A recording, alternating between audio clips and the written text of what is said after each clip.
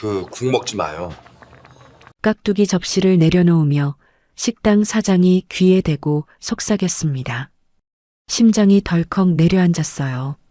눈앞에는 동태탕이 뜨거운 김을 뿜고 있었습니다. 며느리가 방금 떠준 국이었어요. 3년간 효도한다며 챙겨주던 며느리였습니다. 왜요? 왜 먹으면 안 되는 거죠?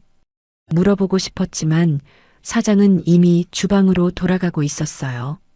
며느리가 숟가락을 건네며 웃었습니다. 어머님 어서 드세요. 대체 저 사장은 뭘 본 걸까요? 사연 시작 전 구독과 좋아요를 눌러주시면 그곳에 축복이 가득하시기를 바라겠습니다. 저는 박옥자, 올해 72살입니다. 서울 토박이로 동대문 시장에서 40년 넘게 옷 장사를 해온 사람이에요. 시골에서 빈손으로 올라와 맨바닥에서 시작했죠. 새벽 4시면 어김없이 좌판 앞에 쪼그려 앉아 생선 비린내와 땀 냄새에 절어가며 하루를 시작했죠. 손님들한테 목이 터져라 소리 지르고 떼쓰는 도매상들하고 실랑이하고 그렇게 악착같이 살아왔습니다. 겨울에는 손이 꽁꽁 얼어붙어도 장갑을 끼면 돈 세기 불편하다고 맨손으로 버텼어요. 여름에는 땀이 비 오듯 쏟아져도 자리를 뜰 수 없었죠.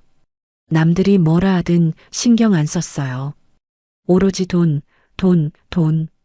한 푼이라도 더 벌어서 내 새끼한테 좋은 거 먹이고 좋은 데서 재우겠다는 일념뿐이었습니다. 그 결과가 뭐냐고요? 서울 한복판에 5층짜리 꼬마 빌딩 한 채입니다.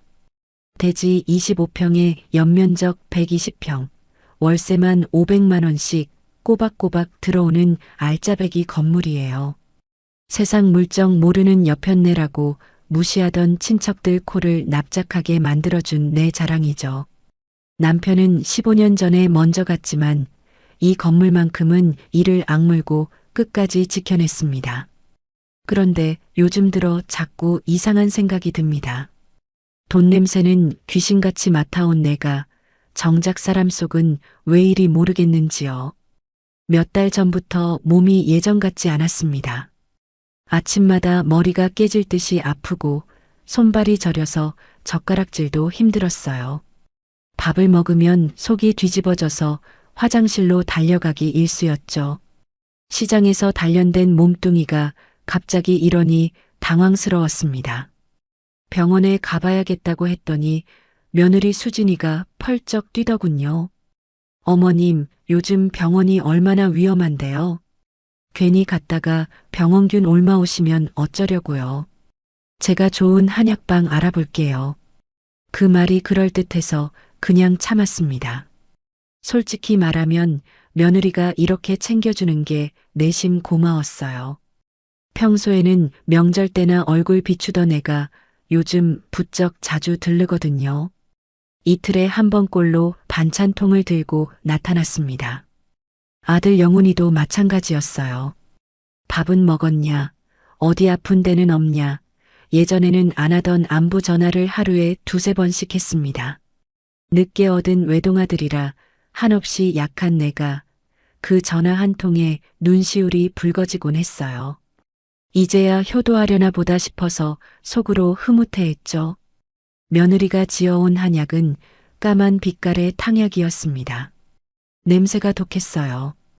코를 찌르는 비릿한 냄새가 섞여 있었죠. 무슨 약재를 넣었길래 이런 냄새가 나는 건지 의아했습니다. 한 모금 입에 넣자마자 혀가 마비되는 듯한 아린 맛이 퍼졌어요. 목구멍 안쪽이 얼얼했어요. 인상을 찌푸리니까 며느리가 얼른 꿀물을 타줬습니다. 어머님, 좋은 약은 원래 입에 써요. 한 달만 드셔보세요. 금방 좋아지실 거예요. 지극정성이구나 싶어서 군말 없이 삼켰습니다. 그런데 이상했어요. 약을 먹을수록 몸이 더 안 좋아졌거든요. 두통은 심해지고 손발 저림은 온몸으로 퍼지고 구토 증세는 더 잦아졌습니다. 어떤 날은 눈앞이 노랗게 변하면서 정신이 아득해지기도 했어요. 한약이 체질에 안 맞나 싶었지만 며느리 성의를 생각하면 차마 그만 먹겠다는 말이 안 나왔습니다. 어젯밤 일이 자꾸 떠오릅니다. 한밤중에 목이 말라 물을 마시려고 방을 나섰는데 베란다에서 아들 영훈이의 목소리가 들려왔습니다. 전화 통화를 하고 있었어요. 등을 돌린 채 고개를 푹 숙이고 있었는데 어깨가 들썩들썩했습니다. 울고 있는 것 같았어요. 발소리를 죽이고 다가가니 목소리가 조금씩 들렸습니다. 어머니 건물 담보대출이요. 네, 이번만 막으면 됩니다. 제발 며칠만 더요. 이자라도 먼저 넣을게요. 가슴이 철렁 내려앉았습니다. 건물 담보대출이라니요. 그것도 이자를 못 내서 사정하는 목소리라니요. 내 건물을 언제 담보로 잡힌 거죠? 내가 모르는 사이에 무슨 일이 있었던 걸까요? 더 들으려다가 마루가 삐걱거려서 얼른 방으로 돌아왔습니다. 그날 밤 한숨도 못 잤어요. 천장만 멍하니 바라보다가 날이 밝았습니다. 다음 날 아침이었습니다. 며느리가 부엌에서 뭔가를 부산하게 준비하더니 거실로 나왔어요. 평소와 달리 목소리가 들떠 있었습니다. 볼에 홍조까지 띄고 있었죠. 아침부터 화장을 곱게 하고 나온 게 눈에 띄었어요. 어머님, 오늘 날씨가 너무 좋아요. 강원도 깊은 산속에 기막힌 온천이 있대요. 공기도 맑고 물도 좋아서 몸에 딱이래요. 당일치기로 다녀오면 기분 전환도 되고 좋으실 것 같은데 어떠세요? 갑작스러운 제안이었습니다. 평소 왕래도 뜸하던 며느리가 왜 이러는 걸까요? 의아했지만 고마운 마음이 더 컸어요. 혼자 끙끙 앓던 차에 바람이라도 쐬면 나을 것 같았거든요. 그래, 그러자. 오랜만에 나들이도 좋겠다. 대답을 하긴 했는데 마음 한구석이 찜찜했습니다. 뭔가 석연치 않은 느낌이 들었어요. 하지만 애써 무시했습니다. 내 새끼와 며느리를 의심하다니 내가 너무 예민해진 거라고 스스로 다독였죠. 짐을 싸려고 안방으로 들어갔습니다. 여행 경비를 챙기려고 금고를 열었는데 이상한 게 눈에 들어왔어요. 5만 원권 다발을 묶어둔 띠지 위치가 미세하게 돌아가 있었습니다. 분명히 내가 왼쪽으로 맞춰뒀는데 오른쪽을 향해 있었죠. 40년 장사꾼의 촉이 발동했습니다. 돈을 다룬 세월이 얼마인데요? 누군가 건드린 겁니다. 돈다발 개수를 세어보니 새 묶음이 없었어요. 1,500만 원입니다.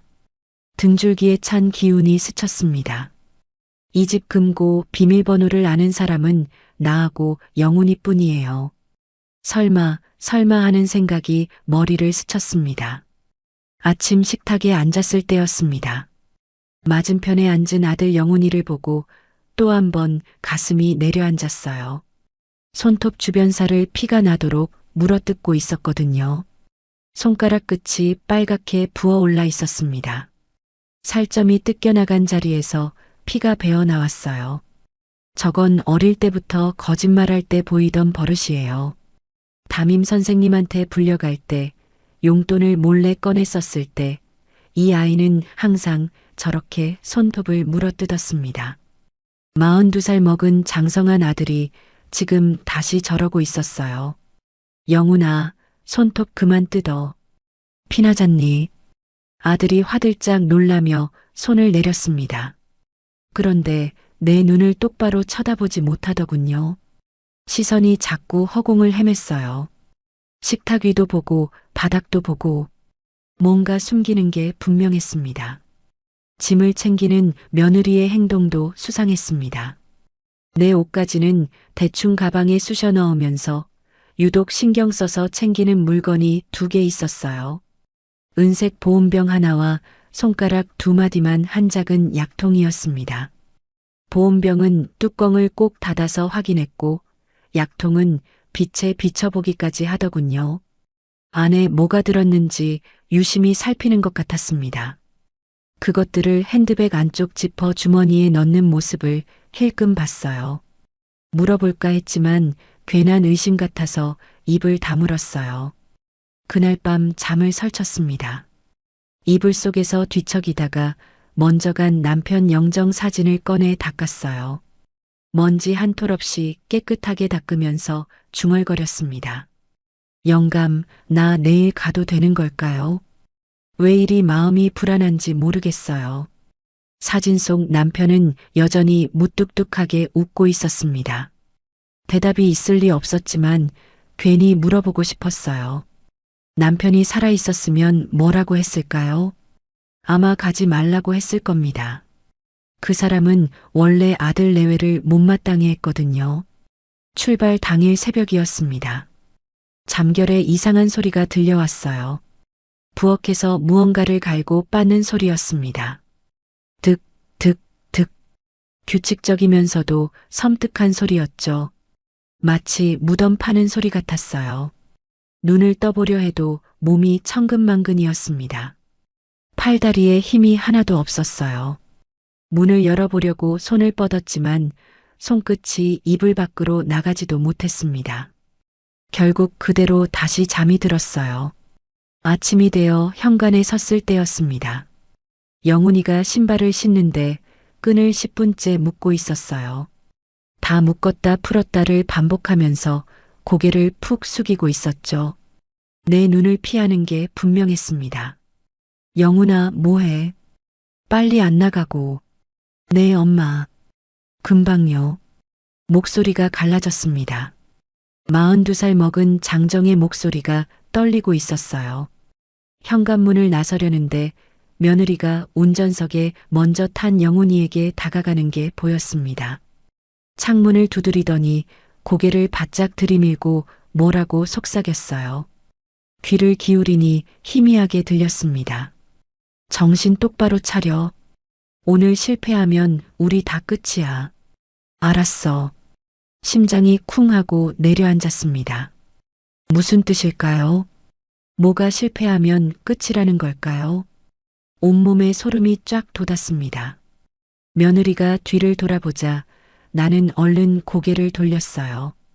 아무것도 듣지 못한 척했죠. 현관문이 닫히는 소리가 유난히 크게 울렸습니다. 철컥. 마치 감옥문이 닫히는 것 같았어요. 다시는 이 문을 열 수 없을 것 같은 불길한 예감이 들었습니다. 뒷좌석에 올라타자 며느리가 뒤를 돌아봤습니다. 입술에 서늘한 미소가 걸려 있었어요. 입꼬리만 올라갔지 눈은 웃지 않았습니다. 어머님, 푹 주무세요. 도착하면 깨워드릴게요. 왜인지 그 말이 섬뜩하게 들렸습니다. 등골이 서늘해졌어요. 차가 출발했습니다. 백미러로 멀어지는 내 집을 바라봤어요. 5층짜리 꼬마 빌딩이 점점 작아지다가 결국 시야에서 사라졌죠. 평생을 바쳐서 일군 내 성이 저렇게 멀어지고 있었습니다. 저 집에 다시 돌아올 수 있을까요? 아니, 과연 살아서 돌아올 수 있을까요? 40년 장사꾼의 촉이 미친 듯이 경고를 보내고 있었어요. 이 차는 온천이 아니라 분명 다른 어딘가로 가고 있다고요. 차가 출발하자마자 며느리가 뒤를 돌아보며 안전벨트를 채워줬습니다. 그런데 이상하게 꽉 조이더군요. 숨이 막힐 정도였어요. 가슴팍이 눌리는 느낌이 들어서 손으로 벨트를 당겨봤지만 꿈쩍도 안 했습니다. 갈비뼈가 조여오는 것 같았어요. 어머님, 산길이 험해서요. 안전이 제일이잖아요. 며느리의 목소리는 다정했지만 벨트는 마치 나를 결박하는 것 같았어요. 몸을 움직일 수가 없었습니다. 뒷좌석에 갇힌 기분이 들었죠.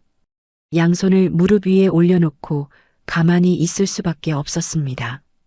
차 안에서 이상한 냄새가 났습니다. 소독약 냄새 같기도 하고 비릿한 냄새 같기도 했어요. 병원에서 나는 그 특유의 냄새요. 코를 찌르는 냄새에 창문을 내리려고 버튼을 눌렀습니다. 손가락으로 여러 번 눌렀어요. 그런데 창문이 꿈쩍도 안 하더군요. 며느리가 운전석에서 중앙 제어 버튼을 누른 거였어요. 에어컨 켰잖아요. 창문 열면 더워요. 에어컨 바람은 차가웠지만 나는 등줄기에 땀이 흘렀습니다. 밀폐된 공간에 갇힌 것 같은 답답함이 밀려왔어요. 숨을 깊이 들이쉬려 해도 제대로 안 됐습니다. 안전벨트가 가슴을 조이고 있었으니까요. 한참을 달리는데 이상했습니다. 고속도로로 가야 하는데 차가 엉뚱한 방향으로 가고 있었거든요. 내비게이션 화면을 보니 지도에 제대로 표시되지도 않는 좁은 길이었어요. 양옆으로 나무가 빽빽하게 들어선 옛 국도였습니다. 아스팔트가 갈라지고 잡초가 틈새로 삐져나온 길이었죠. 아들이 불안한 듯 물었어요. 여보, 이 길 맞아? 고속도로로 가야 하는 거 아니야? 시끄러워. 이 길이 더 빨라. 내가 알아서 할 테니까 입 닥쳐. 며느리가 날카롭게 쏘아붙였습니다. 평소의 상냥한 목소리와는 전혀 달랐어요. 눈이 사납게 치켜 올라가 있었죠. 이를 악물고 있는 게 보였습니다. 아들은 더 이상 아무 말도 못하고 입을 다물었습니다. 나도 괜히 끼어들었다가 분위기만 험악해질 것 같아서 가만히 있었어요. 그때 아들의 휴대폰이 진동했습니다. 부르르 부르르. 계속해서 울렸어요. 액정 화면에 김 실장이라는 이름이 떴습니다. 아들이 화들짝 놀라며 휴대폰을 뒤집어 놓았어요. 얼굴이 하얗게 질렸더군요. 손이 부들부들 떨리고 있었습니다. 이마에 식은땀이 송골송골 맺혔어요. 김 실장이 누구길래 저렇게 겁을 먹는 걸까요? 사채업자인가 싶었습니다. 어젯밤 통화 내용이 떠올랐어요. 이자를 못 내서 사정하던 그 울먹이는 목소리가요. 내 아들이 도대체 얼마나 큰 빚을 진 걸까요? 1시간쯤 달렸을까요? 방광이 터질 것 같았습니다. 나이가 들면 화장실이 급해지잖아요. 젊을 때는 몇 시간이고 참았는데 이제는 그게 안 됐어요. 참다 못해 말했습니다. 영훈아, 휴게소 좀 들르자. 화장실이 급하다. 그런데 며느리가 먼저 대답했어요. 아들 대신 며느리가 나서는 게 신경 쓰였습니다. 어머님, 공중화장실이 얼마나 더러운데요. 참으세요. 제가 도시락 싸왔으니까 차에서 드시면 돼요. 참으라니요. 방광이 터지게 생겼는데요. 하지만 며느리의 단호한 말투에 더 이상 말을 못하겠더군요. 이를 악물고 참았습니다. 허벅지에 힘을 주고 버텼어요. 그런데 정말 한계가 왔습니다. 바지에 실례를 할 것 같았어요. 안 돼. 나 진짜 급해. 지금 당장 세워. 목소리가 높아졌습니다. 며느리가 한숨을 푹 쉬더니 마지못해 핸들을 꺾었어요. 낡은 폐주유소가 나타났습니다. 기름도 안 팔고 사람도 없는 흉물스러운 곳이었죠. 녹슨 주유기만 덩그러니 서 있고 화장실만 덜렁 남아 있었어요. 문짝도 반쯤 떨어져 나간 곳이었습니다. 화장실에서 볼일을 보고 나오는데 창문 너머로 소리가 들렸습니다. 깨진 유리창 틈으로요. 며느리와 아들이 차 옆에서 이야기를 나누고 있었어요. 며느리의 목소리가 날카로웠습니다. 정신 차려. 식당 가면 바로 보온병 육수 부어야 해.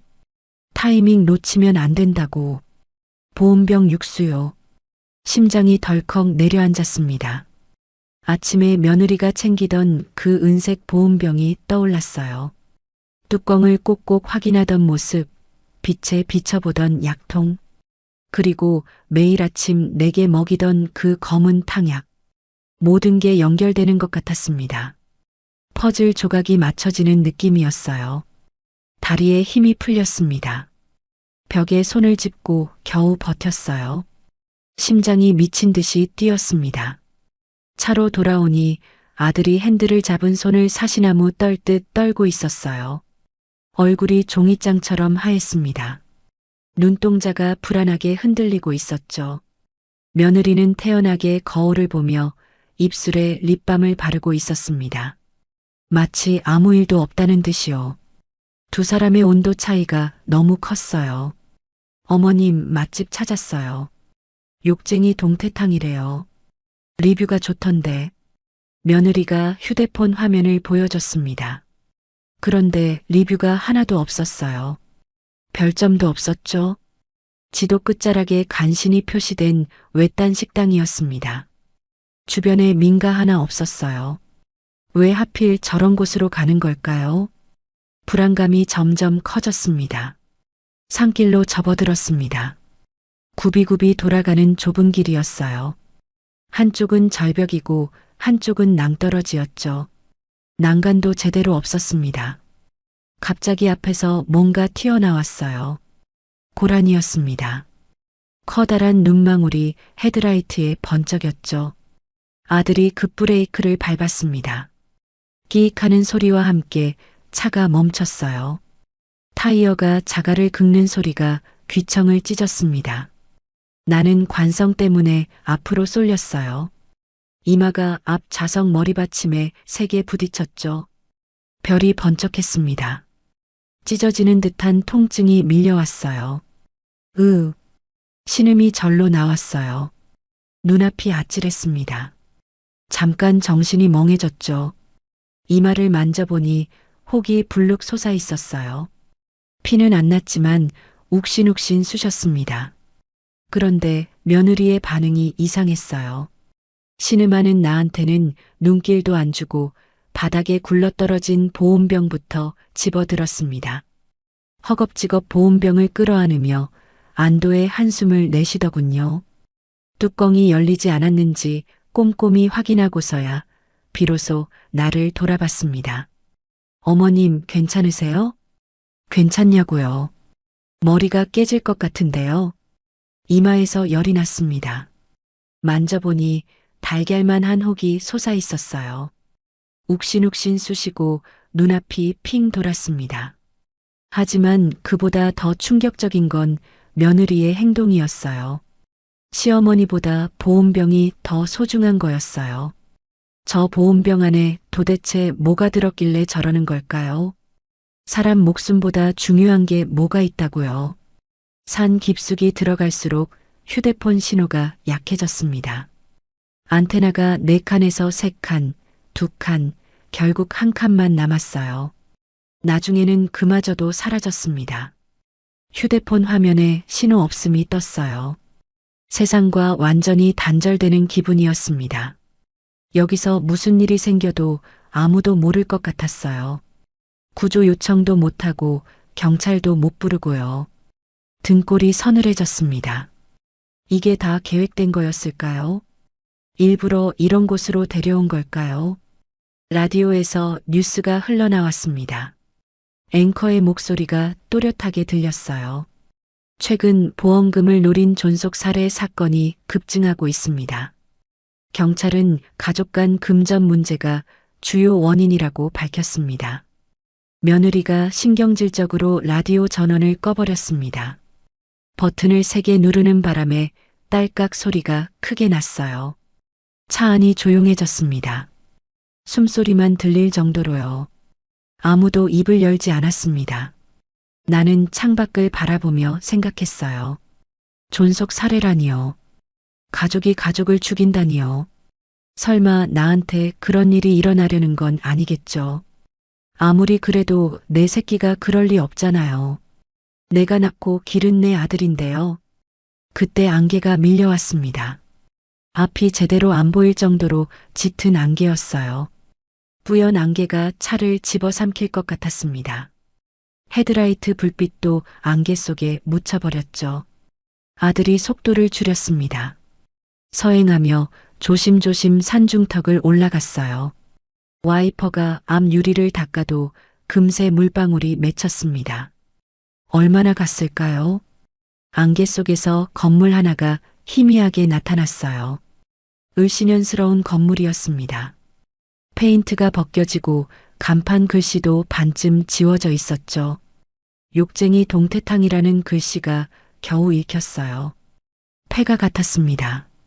다 왔어요, 어머님. 며느리의 목소리가 들떠 있었습니다.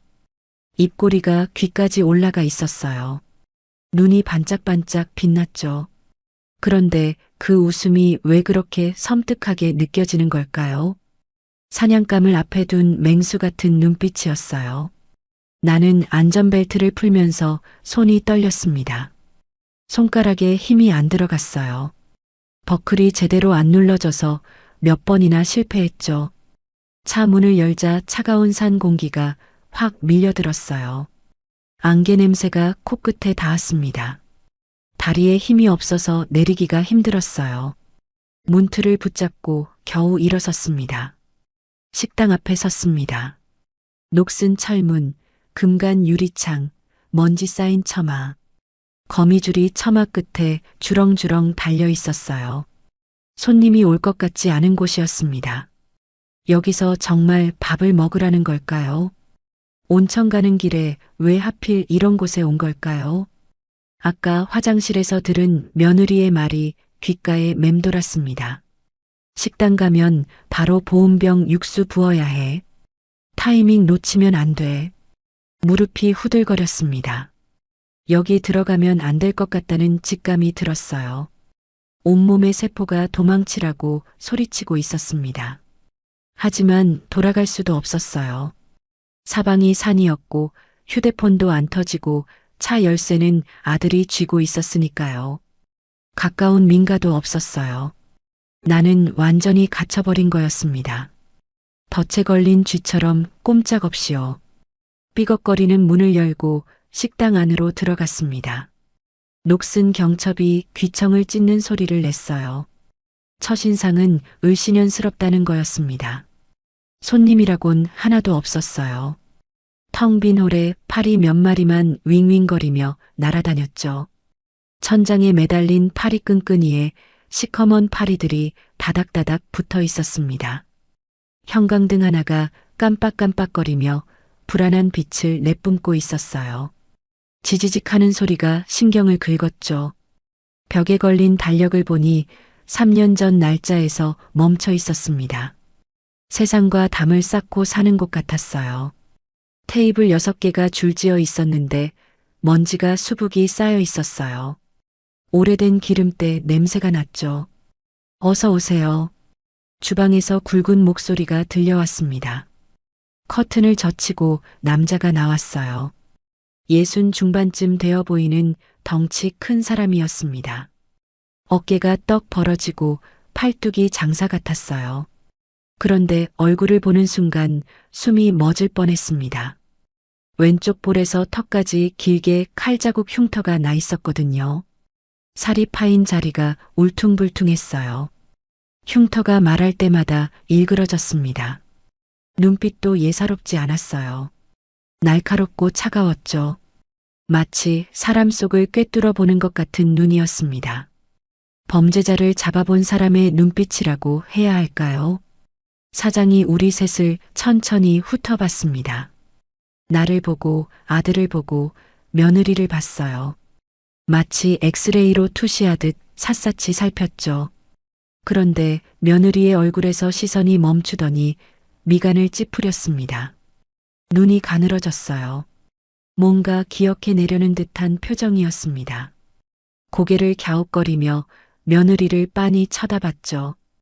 입술을 달싹거리다가 다시 입을 다물었어요.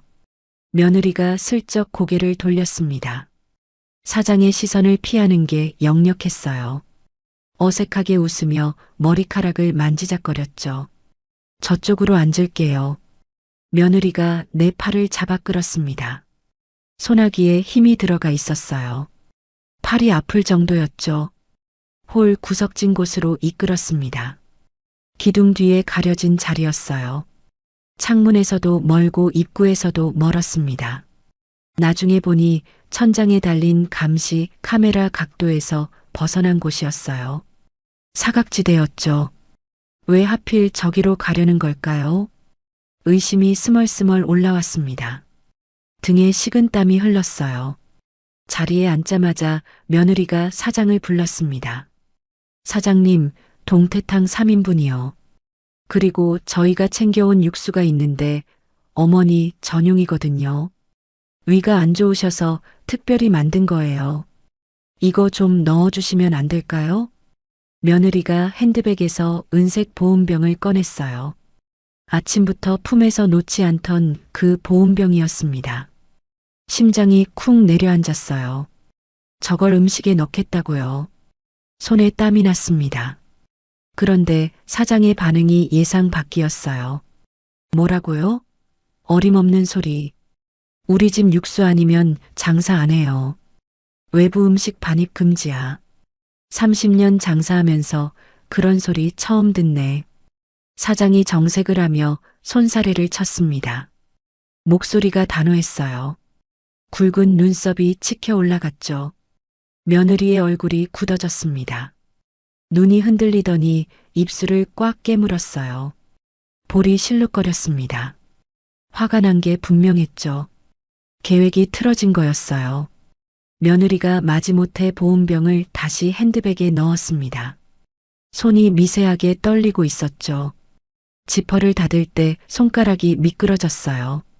아들이 갑자기 자리에서 일어났습니다. 나 화장실 좀. 얼굴이 창백했어요. 핏기 하나 없이 종이처럼 하였습니다. 식은땀이 이마에 송골송골 맺혀 있었죠. 입술이 파르르 떨리고 있었어요. 며느리가 째려봤지만 아들은 이미 화장실 쪽으로 도망치듯 가버렸습니다. 뒷모습이 비틀거렸어요. 비겁한 놈. 제 애미 죽이는 자리에 있기 싫어서 피하는 거였죠. 42해 키운 자식이 저 모양이라니요. 분노와 서러움이 한꺼번에 밀려왔습니다. 눈시울이 뜨거워졌어요. 사장이 물통을 들고 우리 테이블로 왔습니다. 스테인리스 물통이 햇빛에 번쩍거렸어요. 물을 따르면서 내 얼굴을 빤히 보더군요. 눈빛이 심상치 않았습니다. 마치 뭔가 전하려는 것 같았어요.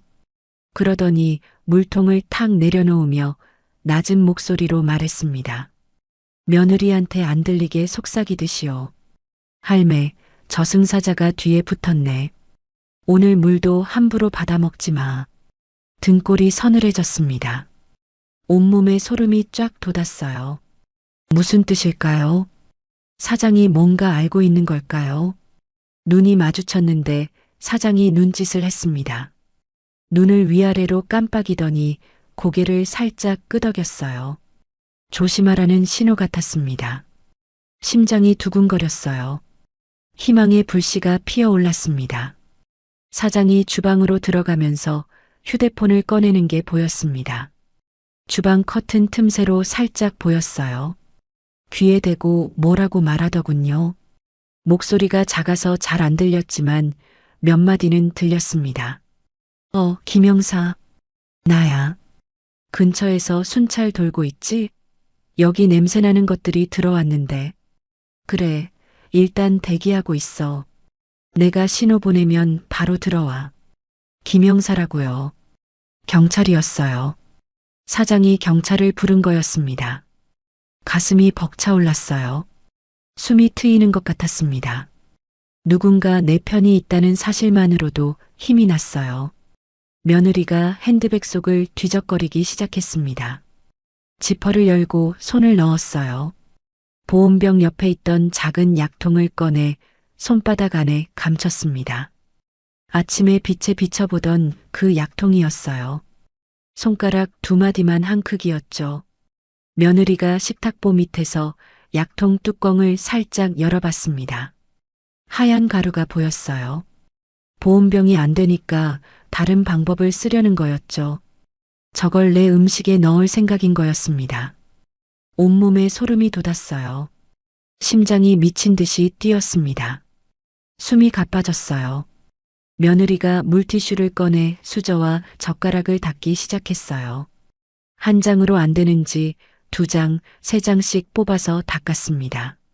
앞면, 뒷면, 손잡이까지 꼼꼼하게요. 국그릇도 닦고 밥그릇도 닦았어요. 테이블 가장자리까지 쓱쓱 문질렀습니다. 마치 지문 하나 남기지 않으려는 것 같았어요. 강박적인 행동이었죠. 범죄자들이 증거를 없애려고 저러는 거 아닌가요? 텔레비전에서 보던 그 장면이 떠올랐습니다. 주방에서 규칙적인 소리가 들려왔습니다. 서걱 서걱 서걱. 칼 가는 소리였어요. 날카로운 금속 소리가 식당 안에 울렸습니다. 숫돌에 칼날을 문지르는 소리였죠. 뼈를 깎는 것 같은 섬뜩한 소리였어요. 며느리가 그 소리에 흠칫 놀라더군요. 어깨가 움츠러들었습니다. 고개를 돌려 주방 쪽을 살폈어요. 평소의 당당한 모습은 온데간데 없고 불안해 보였습니다. 사장이 무섭긴 무서운가 봤어요. 아들이 화장실에서 돌아왔습니다. 눈이 퀭하게 들어가 있었어요. 울었는지 눈가가 빨개져 있었죠. 코도 빨갛게 부어 있었습니다. 비틀거리며 자리에 앉았어요. 자리에 앉자마자 며느리가 식탁 밑에서 아들의 발을 밟았습니다. 꾹 누르는 게 보였어요. 아들이 인상을 찌푸렸지만 아무 말도 못했습니다. 고개를 푹 숙이고 손만 만지작거렸죠.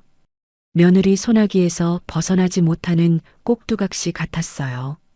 저렇게 나약한 놈이 내 아들이라니요. 한심하고 분했습니다. 잠시 후 사장이 펄펄 끓는 양은 냄비를 들고 나왔습니다. 냄비 받침대에 올려놓을 때 철컹 소리가 났어요. 하얀 김이 모락모락 피어올랐습니다.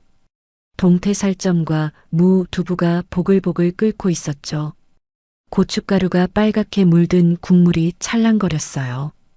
평소 같으면 군침이 돌았을 텐데 입맛이 없었습니다. 저 음식에 뭔가 들어갈 거라고 생각하니 속이 울렁거렸어요.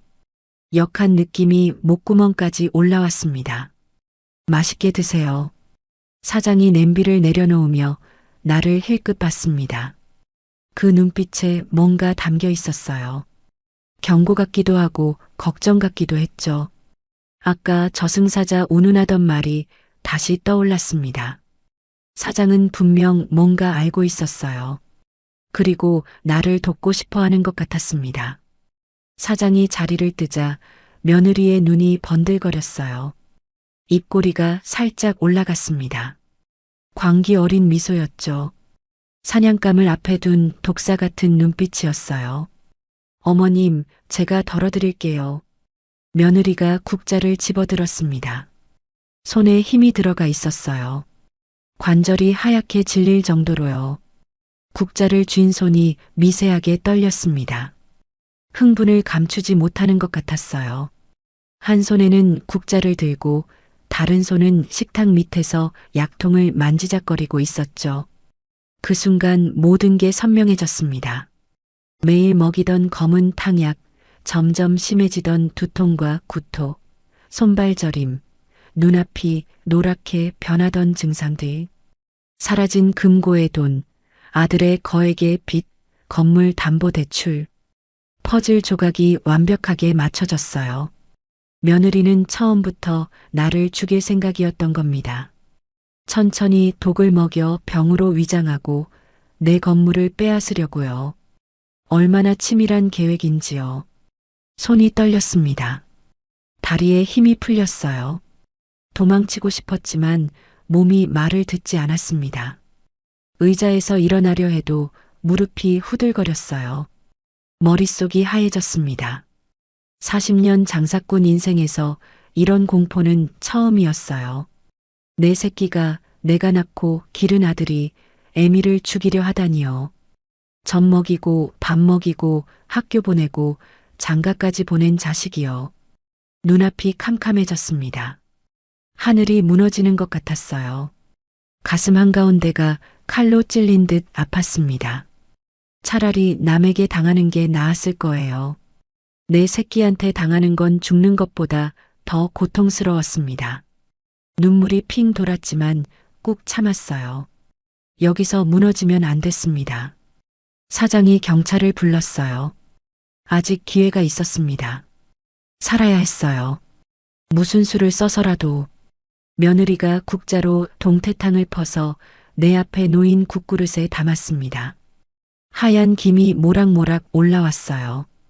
동태살점과 무가 그릇에 담겼죠. 그런데 국자를 든 손이 자연스럽지 않았습니다. 왼손이 계속 식탁 밑에 있었거든요. 아까부터 약통을 만지고 있는 게 분명했어요. 손목이 미세하게 움직이는 게 보였습니다. 심장이 쿵쿵 뛰었어요. 귀에서 심장 소리가 들릴 정도였죠. 어머님, 뜨거우니까 조심하세요. 제가 식혀드릴게요. 며느리가 내 국그릇을 가져가며 후후 불었습니다. 그런데 불면서 몸을 기울여 나를 가렸어요. 등으로 내 시야를 막은 거였죠. 넓은 어깨로 그릇을 완전히 숨겼습니다. 그 순간 며느리의 왼손이 스르륵 움직이는 게 보였습니다. 식탁 밑에서 뭔가 하얀 것이 번쩍거렸어요. 약통을 연 거였습니다. 엄지와 검지로 뭔가를 집었어요. 손가락 사이로 하얀 가루가 떨어지는 게 희미하게 보였습니다. 가루가 국물 위로 사르르 녹아 들어갔어요. 저게 내 국에 들어가는 겁니다. 독약이에요. 온몸이 얼어붙었습니다. 소리를 지르고 싶었지만 목이 막혔어요. 목구멍이 바짝바짝 말랐습니다. 다리가 후들거렸어요. 도망쳐야 하는데 몸이 말을 듣지 않았습니다. 의자에 못 박힌 듯 움직일 수가 없었어요. 자, 어머님, 드세요. 며느리가 국그릇을 내 앞에 도로 놓았습니다. 아까보다 국물색이 살짝 탁해진 것 같았어요. 착각일 수도 있지만 분명 그렇게 보였습니다. 국물 위에 하얀 거품 같은 게 떠 있었어요. 며느리의 눈이 반짝거렸습니다. 입꼬리가 미세하게 올라가 있었죠. 기대에 찬 눈빛이었어요. 독사가 먹이를 기다리는 것 같은 눈이었습니다. 내가 이걸 먹기만을 기다리는 거였어요. 숟가락을 들었습니다. 손이 떨려서 숟가락이 덜그럭거렸어요. 국물을 떠서 입으로 가져갔습니다. 김이 코끝에 닿았어요. 비린내와 매콤한 냄새가 섞여 있었죠. 한 모금만 먹으면 끝이에요. 영원히 눈을 못 뜰 수도 있었습니다. 아들 내외 손에 죽는 거였어요. 숟가락이 입술에 닿기 직전이었습니다. 잠깐요. 사장의 굵은 목소리가 들려왔습니다. 숟가락을 든 채 멈췄어요. 손이 허공에서 얼어붙었습니다. 사장이 우리 테이블로 성큼성큼 다가왔어요. 발걸음 소리가 쿵쿵 울렸죠. 손에 뭔가를 들고 있었습니다. 작은 접시였어요. 서비스예요. 우리 집 특제 깍두기. 30년 비법으로 담근 거야. 할매 입맛에 맞을 거야. 사장이 접시를 탁 내려놓으며 내 귀에 대고 속삭였습니다. 며느리한테 안 들리게 입을 내 귀에 바짝 대고 작은 목소리로요. 그 국 먹지 마. 화장실 가는 척하고 나와. 창문으로. 심장이 벌렁거렸습니다. 사장이 본 거였어요. 며느리가 약을 넣는 걸 봤던 겁니다. 나를 구하려는 거였어요. 세상에 이런 은인이 있다니요. 눈물이 핑 돌았습니다. 코끝이 찡했어요. 사장님 감사합니다. 목소리가 떨렸어요. 사장이 고개를 끄덕이며 주방으로 돌아갔습니다. 며느리가 눈을 가늘게 뜨고 사장의 뒷모습을 쳐다봤어요. 의심하는 눈초리였습니다. 눈썹이 찌푸려졌어요. 뭔가 낌새를 챈 것 같았습니다. 입술을 깨물며 나를 재촉했죠. 어머님, 국 식겠어요. 어서 드세요. 맛있을 때 먹어야죠. 목소리에 짜증이 묻어 있었습니다.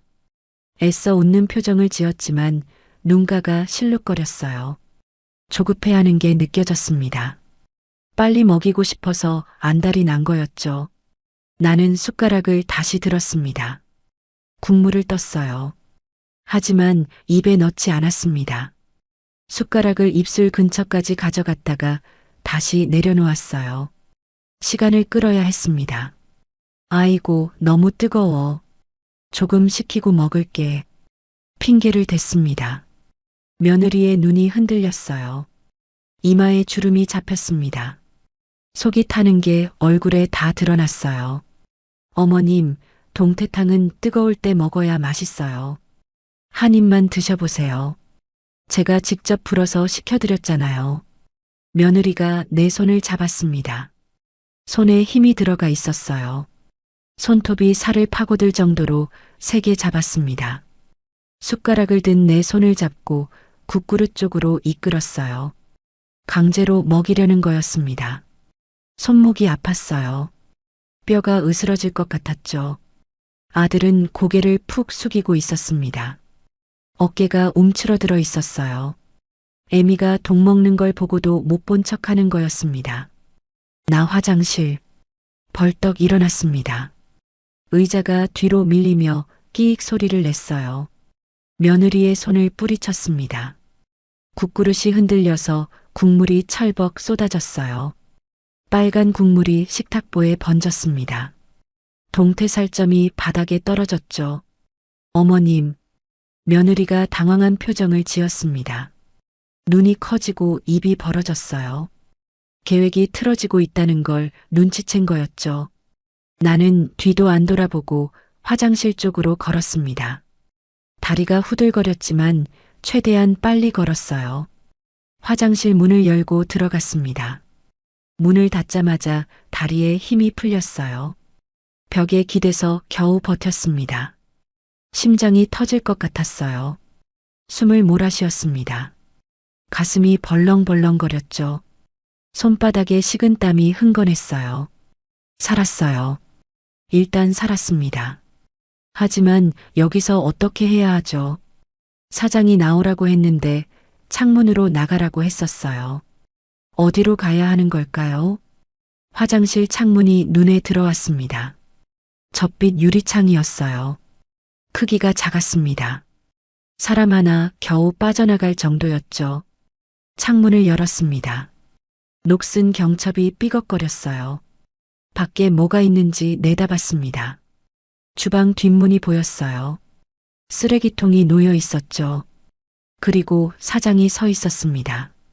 담배를 피우는 척하며 나를 기다리고 있었던 거였어요. 사장이 손짓을 했어요. 이리 오라는 신호였습니다. 나는 창틀에 손을 짚고 올라갔어요. 72살 먹은 몸이 마음처럼 안 움직였습니다. 팔에 힘이 없어서 몇 번이나 미끄러졌어요. 무릎이 창틀에 걸렸다가 빠졌습니다. 이를 악물고 기어 올랐어요. 40년 시장 장사하며 단련된 악바리 근성으로 버텼습니다. 겨우 창문 밖으로 상체를 빼냈어요.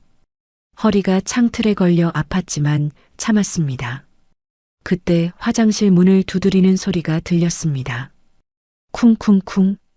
거칠게 두드리는 소리였어요. 며느리 목소리였습니다. 어머님 괜찮으세요? 왜 이렇게 오래 걸려요? 문 열어요. 심장이 덜컥 내려앉았습니다. 들키면 안 됐어요. 죽었다 깨어나도 안 됐습니다. 사장이 뛰어와서 내 팔을 잡아당겼습니다. 나머지 몸도 창문 밖으로 빠져나왔어요. 발이 땅에 닿자마자 휘청거렸습니다. 사장이 나를 부축했어요. 이쪽으로, 빨리. 사장이 나를 이끌었습니다. 급하게 걸었어요. 발이 자갈에 걸려 휘청거렸지만 사장이 단단히 부축해줬습니다. 식당 뒤편에 작은 창고가 있었어요.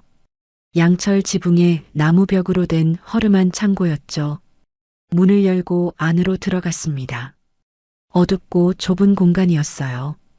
낡은 식자재와 빈 박스가 쌓여 있었습니다. 먼지 냄새가 코를 찔렀어요. 거미줄이 얼굴에 닿았습니다. 여기서 기다려. 경찰 올 때까지 절대 나오지 마. 무슨 소리가 들려도 참고 있어야 해. 사장이 낮은 목소리로 말했어요. 눈빛이 단호했습니다. 사장님 고맙습니다. 이 은혜 어떻게 갚아야 할지. 근데 사장님은 어떻게 아셨어요? 궁금했습니다. 처음 보는 사람인데 왜 나를 도와주는 걸까요? 목숨 걸고 남의 일에 끼어드는 사람이 어디 있어요? 나 전직 형사야. 30년 동안 강력계에 있었어. 살인, 강도, 유괴범들 수백 명 잡았지. 저런 눈빛은 한눈에 알아봐. 살인자 눈빛이야. 먹이를 노리는 짐승 눈이지. 사장이 말했습니다. 목소리에 확신이 담겨 있었어요. 역시 그랬군요. 얼굴에 칼자국 흉터가 그냥 생긴 게 아니었습니다. 범인 잡다가 생긴 거였던 거예요. 그래서 눈빛이 예사롭지 않았던 겁니다. 저 여자 어디서 본 것 같아? 얼굴이 낯이 익은데 기억이 안 나. 숲의 전단에서 봤나? 아무튼 할매, 절대 움직이지 마. 소리도 내지 말고. 사장이 창고 문을 닫고 나갔습니다. 혼자 남겨졌어요. 칠흑 같은 어둠이 나를 감쌌습니다. 심장 뛰는 소리가 귓가에 울렸어요. 쿵, 쿵, 쿵. 규칙적이지만 빠른 박동이었죠. 무릎을 끌어안고 웅크렸습니다. 온몸이 부들부들 떨렸어요. 창고 틈새로 밖이 살짝 보였습니다. 판자 사이로 한 줄기 빛이 들어왔어요. 며느리가 화장실 문을 열고 안을 살피는 게 보였습니다. 문을 벌컥 열었어요. 텅 빈 화장실을 보고 얼굴이 일그러졌습니다. 분노로 가득 찬 표정이었어요. 귀신 같은 얼굴이었죠. 이를 악물고 주먹을 불끈 쥐더니 주방 쪽으로 달려갔습니다. 발을 쿵쿵 구르며요. 어머님 어디 갔어요? 사장님, 우리 시어머니 못 봤어요? 며느리의 날카로운 목소리가 들렸어요. 히스테리 섞인 목소리였습니다. 사장이 태연하게 대답하는 소리가 들렸어요. 뒷문으로 나가시던데. 바람 쐬러 가신다고 하셨어. 산책로 쪽으로 가시더라고. 며느리가 뒷문 쪽으로 뛰어갔어요. 발소리가 점점 멀어졌습니다. 자갈 밟는 소리가 들렸어요. 나는 숨을 죽이고 웅크렸습니다. 심장이 목까지 올라온 것 같았어요. 손바닥에 땀이 흥건했습니다. 옷이 땀으로 축축하게 젖었어요. 제발 찾지 마라. 속으로 빌었습니다. 얼마나 지났을까요? 5분이 1시간처럼 느껴졌습니다. 밖에서 차 엔진 소리가 들렸어요. 타이어가 자갈 위를 구르는 소리였죠. 사이렌 소리도요. 경찰이 온 거였어요. 눈물이 왈칵 쏟아졌습니다. 주체할 수 없이 뚝뚝 흘러내렸어요. 살았어요. 드디어 살았습니다. 이제 정말로 끝이에요. 창고 문이 열렸습니다. 눈이 부셨어요. 햇빛이 쏟아져 들어왔거든요. 어둠 속에 웅크리고 있다가 갑자기 빛을 보니 눈이 따가웠습니다. 손으로 눈을 가리고 겨우 앞을 봤어요. 사장이 서 있었습니다. 그 옆에 경찰 2명이 있었어요. 한 명은 젊은 남자였고 한 명은 중년 여자였습니다. 제복 가슴에 경찰 배지가 반짝거렸죠. 여자 경찰이 나를 부축해서 일으켜 세웠어요. 손이 따뜻했습니다. 할머니, 괜찮으세요? 많이 놀라셨죠? 이제 안전해요. 여자 경찰의 목소리가 따뜻했습니다. 눈물이 왈칵 쏟아졌어요. 참고 있던 게 한꺼번에 터져 나왔습니다. 무릎에 힘이 풀려서 주저앉을 뻔했어요. 여자 경찰이 단단히 잡아줬습니다. 우리 아들이, 우리 며느리가 말을 잇지 못했습니다. 목이 메어서 소리가 안 나왔어요. 여자 경찰이 내 등을 토닥여줬습니다. 천천히 말씀하세요. 시간 충분해요. 식당 앞마당으로 나왔습니다. 경찰차 2대가 서 있었어요. 빨간 불이 빙빙 돌고 있었죠. 무전기에서 지직거리는 소리가 났습니다. 그리고 저 멀리 아들과 며느리가 보였어요. 경찰 1명이 2사람을 붙잡고 있었습니다. 며느리는 발버둥을 치고 있었어요. 머리카락이 헝클어지고 얼굴이 일그러져 있었죠. 화장이 번져서 눈밑이 시커멓게 되어 있었습니다. 아까의 단정한 모습은 온데간데 없었어요. 나요.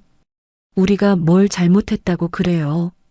시어머니 모시고 밥 먹으러 온 게 죄예요? 이거 인권 침해야. 며느리가 악을 썼습니다. 목소리가 찢어질 듯 날카로웠어요. 고막이 아플 정도였죠. 아들은 고개를 푹 숙인 채 아무 말도 안 했습니다. 어깨가 축 처져 있었어요. 빠진 혼처럼 서 있었습니다. 사장이 경찰에게 뭔가를 건넸습니다. 비닐봉지에 담긴 국그릇이었어요. 빨간 고춧가루 국물이 봉지 안에서 출렁거렸습니다. 아까 내가 먹으려던 그 국그릇이었죠. 하얀 가루가 섞인 국물이 들어있는 그 그릇이요. 이거 성분 분석해봐. 틀림없이 뭔가 나올 거야. 사장이 말했습니다. 젊은 남자 경찰이 비닐봉지를 받아들었어요. 선배님, 감식반에 바로 보내겠습니다. 선배님이라고요. 사장이 정말 전직 형사였던 거였어요. 후배 형사들이 선배를 찾아온 거였습니다. 그때 사장이 이마를 탁 쳤습니다. 손바닥으로 이마를 세게 때렸어요. 뭔가 떠올랐다는 표정이었습니다. 눈이 번쩍 빛났어요. 아, 생각났다. 저 여자 3년 전 사건이야. 내가 은퇴하기 직전에 맡았던 사건. 사장이 며느리를 가리키며 말했습니다. 손가락이 부들부들 떨렸어요. 모두의 시선이 며느리에게 쏠렸습니다. 3년 전 인천에서 노인 연쇄 독살 사건이 있었어. 요양원이나 복지관에서 혼자 사는 노인들한테 접근해서 친해진 다음 유산 뺏고 독살한 사건. 범인이 젊은 여자였는데 증거 불충분으로 풀려났지. 그때 그 여자 얼굴이 저 여자랑 똑같아. 틀림없어. 심장이 멎는 것 같았습니다. 연쇄 독살범이라고요. 우리 며느리가요. 머릿속이 하얘졌어요. 며느리의 얼굴이 굳어졌습니다. 눈이 흔들렸어요. 입술이 파르르 떨렸죠. 동공이 커졌다가 작아졌습니다. 그러더니 갑자기 웃기 시작했어요. 낄낄낄. 미친 사람처럼 웃었습니다. 머리를 뒤로 젖히고 하늘을 보며 웃었어요. 소름이 끼쳤습니다. 저게 사람이 내는 소리인가 싶었어요. 증거 있어요? 없잖아. 3년 전에도 없었고 지금도 없을걸요. 이번에도 못 잡아요. 나 원래 머리 좋거든요. 흔적 안 남기는 거 전문이에요. 며느리가 비웃듯 말했습니다. 눈빛이 완전히 달라져 있었어요. 차갑고 날카로웠죠. 사람 같지 않았습니다. 악마 같았어요. 괴물이었습니다. 저런 것이 3년이나 내 집에서 밥을 먹었다니요. 2년이 분노가 치밀었습니다. 주먹을 불끈 쥐고 며느리에게 다가갔어요. 여자 경찰이 나를 말렸습니다. 할머니, 진정하세요. 이번엔 증거가 있어요. 국물에서 성분 나오면 끝이에요. 아들이 고개를 들었습니다. 눈이 충혈되어 있었어요. 눈물 자국이 볼에 말라붙어 있었죠. 엄마. 아들이 나를 불렀습니다. 목소리가 갈라졌어요. 나는 아들을 똑바로 쳐다봤습니다. 너도 알았던 거지? 2년이 나 죽이려는 거. 물었습니다. 아들이 고개를 떨궜어요. 대답이 없었습니다. 그 침묵이 대답이었죠. 알고 있었던 거예요. 알면서도 막지 않은 거였습니다. 어떻게 내가 그럴 수 있어. 내가 널 어떻게 키웠는데. 목소리가 떨렸습니다. 분노와 슬픔이 뒤섞였어요. 가슴이 찢어지는 것 같았습니다. 엄마, 미안해요. 빚이 너무 많았어요. 이자가 눈덩이처럼 불어났어요. 갚을 방법이 없었어요. 아들이 울먹였습니다. 코를 훌쩍거렸어요. 빚이 얼마나 되길래 애미를 죽여? 대체 얼마야? 소리를 질렀습니다. 목이 터질 것 같았어요. 온 산에 메아리가 울렸습니다. 4억이요. 4억이라고요. 귀를 의심했습니다. 4억이면 내 건물 한 채 값이에요. 어떻게 4억이나 빚을 진 거예요? 다리에 힘이 풀렸습니다. 주식이요. 누가 좋은 종목 있다고 해서 대출 받아서 주식했다가 다 날렸어요. 갚으려고 더 빌렸는데 그것도 날리고 은행 대출 막히니까 사채까지 썼어요. 이자가 한 달에 1,000만 원씩 불어났어요. 아들이 털어놨습니다. 한심했어요. 어이가 없었습니다. 주식으로 4억을 날리다니요. 남들 돈 벌었다는 소리에 혹해서 평생 모은 돈 날린 바보들 얘기는 들었지만 내 아들이 그럴 줄은 몰랐어요. 그래서 애미 죽여서 건물 뺏으려고? 그게 내 결론이야? 이를 악물었습니다. 손톱이 손바닥을 파고들었어요. 수진이가 방법이 있다고 했어요. 어머니 보험금이랑 건물 팔면 빚 갚고도 남는다고. 건물이 시세로 5억은 된다고. 보험금도 2억이 넘는다고. 아들이 며느리 이름을 댔습니다. 수진이요.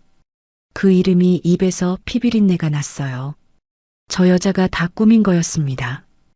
빚에 쪼들리는 아들을 꼬드겨서 애미 죽이게 만든 거였어요. 아들은 미끼였고 내 재산이 목표였던 겁니다. 며느리가 코웃음을 쳤습니다. 콧방귀를 뀌며 어깨를 으쓱했어요. 영훈이가 얼마나 만만한데요. 빚에 쪼들리는 남자 꼬시는 건 식은 죽 먹기예요. 울상 짓고 있으면 다 넘어와요. 저 바보는 내가 시키는 대로 다 했어요. 뻔뻔하게 말했어요. 아무 죄책감도 없는 얼굴이었습니다. 웃음기까지 띄고 있었어요. 사이코패스라는 말이 떠올랐습니다. 양심이 없는 사람이요. 저건 사람이 아니었어요. 선배님, 인천 사건 기록 다시 뒤져봐야겠습니다. 이번엔 확실히 잡겠습니다. 젊은 형사가 말했어요. 사장이 고개를 끄덕였습니다. 그래, 이번엔 놓치지 마. 3년 전에 못 잡아서 내가 얼마나 속이 쓰렸는지 몰라. 사장의 목소리에 한이 서려 있었습니다. 3년 전 그 사건 때문에 은퇴한 건지도 모르겠어요. 경찰이 며느리에게 수갑을 채웠습니다. 철컥 소리가 났어요. 쇠붙이가 부딪히는 차가운 소리였죠. 며느리가 발버둥을 쳤지만 소용없었습니다. 경찰 2명이 양쪽 팔을 붙잡았어요. 아들에게도 수갑이 채워졌습니다. 내 아들 손목에 쇠사슬이 걸리는 걸 봤어요. 42살 먹은 내 아들이 죄인이 되는 순간이었습니다. 눈물이 흘렀어요. 분노인지 슬픔인지 모르겠었습니다. 아마 둘 다였을 거예요. 가슴 한가운데가 텅 비어버린 느낌이었어요. 경찰차에 2사람이 실렸습니다. 뒷좌석에 나란히 앉았어요. 문이 닫히기 전에 아들과 눈이 마주쳤습니다. 아들의 눈에도 눈물이 고여 있었어요. 입술이 달싹거렸습니다. 미안해요 라고 말하는 것 같았어요. 수갑 찬 손으로 눈물을 훔치더군요. 나는 고개를 돌렸습니다. 더 이상 볼 수가 없었어요. 가슴이 찢어질 것 같았습니다. 경찰차가 떠났습니다. 엔진 소리가 멀어지고 사이렌 소리가 울렸어요. 빨간 불빛이 산길을 따라 점점 작아졌습니다. 나무 사이로 깜빡거리다가 결국 사라졌어요. 다리에 힘이 풀렸습니다. 그 자리에 주저앉았어요. 흙바닥에 털썩 앉았습니다. 치마가 더러워졌지만 상관없었어요. 몸에 힘이 하나도 없었습니다.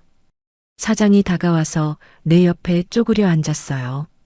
무릎에 손을 올리고 나를 바라봤습니다. 할매, 잘 버텼어. 죽을 고비 넘겼네. 대단해. 사장이 말했습니다. 거친 목소리였지만 따뜻함이 느껴졌어요. 나는 고개를 저었습니다. 차라리 죽는 게 나았을지도 몰라요. 내 새끼한테 이런 일 당하느니 내가 뭘 잘못했길래 이런 벌을 받는 건지. 목소리가 떨렸습니다. 눈물이 뚝뚝 떨어졌어요. 흙바닥에 동그란 자국이 생겼습니다. 사장이 깊은 한숨을 쉬었어요. 그래도 살아야지. 살아서 똑똑히 봐야지. 저것들 벌 받는 거, 재판받고 감옥 가는 거. 사장의 말이 맞았어요. 살아야 했습니다. 분해서라도 살아야 했어요. 내 손으로 키운 자식한테 이렇게 당하고 죽을 순 없었습니다. 억울해서라도 못 죽어요. 여자 경찰이 다가왔어요. 손에 물병을 들고 있었습니다. 물을 건네며 말했어요. 할머니, 병원 가셔야 해요. 정밀 검사도 받으시고 몸 상태 확인하셔야죠. 그동안 드신 것들 성분 검사도 해야 하고요. 병원이요. 맞아요. 그 검은 탕약 때문에 몸이 망가졌을 테니까요. 3개월 넘게 매일 먹었으니 내 몸속에 얼마나 독이 쌓였을지 모르겠어요. 두통, 구토, 손발 저림, 눈앞이 노랗게 보이던 것. 다 그 탕약 때문이었을 겁니다. 살아남았으니 이제 제대로 치료받아야 했어요. 그리고 저것들이 벌 받는 것을 끝까지 지켜봐야 했습니다. 병원 응급실에 도착했습니다. 하얀 천장이 빙글빙글 돌았어요. 들것에 실려서 복도를 지나갔습니다. 형광등 불빛이 눈을 찔렀어요. 소독약 냄새가 코를 찔렀습니다. 의사와 간호사들이 분주하게 움직였어요. 알아들을 수 없는 의학 용어들이 오갔죠. 누군가 내 팔에 주사 바늘을 꽂았습니다. 따끔했지만 아무 말도 안 했어요. 정신이 몽롱했거든요. 눈을 감으면 아까 일들이 파노라마처럼 스쳐 지나갔습니다. 2시간쯤 지났을까요? 피검사, 소변검사, 위 내시경까지 검사가 끝나고 병실로 옮겨졌습니다. 1인실이었어요. 깨끗하고 조용한 방이었죠. 창밖으로 저녁 노을이 보였습니다. 빨갛게 물든 하늘이 아름다웠지만 감상할 여유가 없었어요. 머릿속이 복잡했거든요. 오늘 있었던 일들이 믿기지 않았습니다. 문이 열리고 의사가 들어왔습니다. 50대 중반쯤 되어 보이는 남자였어요. 흰 가운을 입고 안경을 쓰고 있었죠. 손에 서류철을 들고 있었습니다. 표정이 어두웠어요. 좋은 소식이 아니라는 걸 직감했습니다. 박옥자 환자분 맞으시죠? 의사가 물었어요. 고개를 끄덕였습니다. 검사 결과가 나왔습니다. 혈액 검사와 소변 검사, 그리고 위 내시경까지 했는데요. 의사가 서류를 넘기며 말했어요. 심장이 쿵쿵 뛰었습니다. 탈륨이 검출됐습니다. 탈륨이요. 처음 듣는 이름이었어요. 뭔가 무서운 거라는 건 알겠는데 정확히 뭔지 몰랐습니다. 탈륨은 쥐약에 들어가는 독성 물질입니다. 무색무취라서 음식에 타도 모릅니다. 소량씩 장기간 복용하면 서서히 장기가 손상되죠. 두통, 구토, 손발 저림, 시력 이상, 머리카락 빠짐. 환자분이 겪으셨던 증상들이 다 탈륨 중독 증상입니다. 방치하면 사망에 이를 수도 있어요. 의사의 설명에 온몸에 소름이 돋았어요. 쥐약이라고요. 며느리가 나한테 쥐약을 먹인 거였어요. 3개월 넘게요. 매일 아침 효도한다며 끓여준 그 검은 탕약에 쥐약이 들어있었던 겁니다. 사람을 쥐 취급한 거였어요. 손이 부들부들 떨렸습니다. 분노와 공포가 동시에 밀려왔어요. 얼마나 오래 드셨는지 모르겠지만 간과 신장에 손상이 있습니다. 수치가 정상보다 많이 높아요. 다행히 치명적인 수준은 아닙니다. 일찍 발견해서요. 조금만 더 늦었으면 위험했을 겁니다. 하지만 당분간 입원하셔서 해독 치료를 받으셔야 해요. 링거로 해독제를 투여하고 경과를 지켜봐야 합니다. 의사가 말했습니다. 입원이라니요. 얼마나 입원해야 하는 걸까요? 두려움이 밀려왔어요. 최소 2개월은 치료가 필요합니다. 경과를 보면서 더 길어질 수도 있고요. 연세가 있으시니까 회복이 좀 더딜 수 있어요. 2개월이요. 한숨이 나왔어요. 70평생 병원 신세 한 번 안 지고 살았습니다. 감기 걸려도 시장에서 약 사 먹고 버텼어요. 그런 내가 이제 와서 이렇게 되다니요. 그것도 내 자식 때문에요. 하늘이 원망스러웠습니다. 의사가 나간 뒤 혼자 병실에 누워 있었습니다. 천장을 멍하니 바라봤어요. 하얀 천장이 텅 비어 보였습니다. 내 인생처럼요. 창밖이 어두워졌습니다. 저녁 노을이 사라지고 밤이 왔어요. 가로등 불빛이 창문에 비쳤습니다. 주황색 불빛이 천장에 그림자를 드리웠죠. 병실은 조용했어요. 복도에서 간호사들 발자국 소리만 가끔 들렸습니다. 발걸음이 지나갈 때마다 희미하게 삐걱거렸어요. 너무 조용해서 오히려 무서웠습니다. 휴대폰이 울렸어요. 경찰서 번호였습니다. 여자 경찰 목소리가 들려왔어요. 할머니, 저 아까 그 형사예요. 상태는 좀 어떠세요? 네, 괜찮아요. 검사 결과 나왔어요. 탈륨 중독이래요. 아, 그렇군요. 저희도 국물 성분 분석 결과 나왔는데 탈륨이 검출됐어요. 그리고 며느리 핸드백에서 나온 약통에서도 탈륨 성분이 나왔습니다. 증거는 확실해요. 증거가 확실하다니 다행이었어요. 이번엔 놓치지 않을 거라는 말이잖아요. 그리고 조사 결과 알려드릴 게 있어서요. 며느리 신원 확인했는데 본명이 따로 있더라고요. 김수진이 아니라 이정희예요. 주민등록증도 위조한 거였어요. 3년 전 인천 사건 때 수배됐다가 증거 불충분으로 풀려난 후 이름을 바꾸고 성형수술까지 하고 살았던 거예요. 전문 사기꾼이었습니다. 본명이 따로 있다고요. 가짜 이름에 가짜 얼굴로 우리 집에 들어온 거였어요. 처음부터 끝까지 다 거짓말이었습니다. 결혼도 사기였어요. 우리 아들을 노린 게 아니라 나를 노린 거였죠. 처음부터 내 재산이 목표였던 겁니다. 3년 동안 속아 산 거였어요. 아드님도 조사 중인데요. 아드님은 독살 계획을 사전에 알고 있었습니다. 공범으로 기소될 예정이에요. 공범이라고요. 내 아들이 애미 죽이는 일에 공범이라고요. 가슴이 철렁 내려앉았어요. 알고는 있었지만 막상 공식적으로 들으니까 다르더군요. 현실이 되는 느낌이었습니다. 재판은 언제쯤 하나요?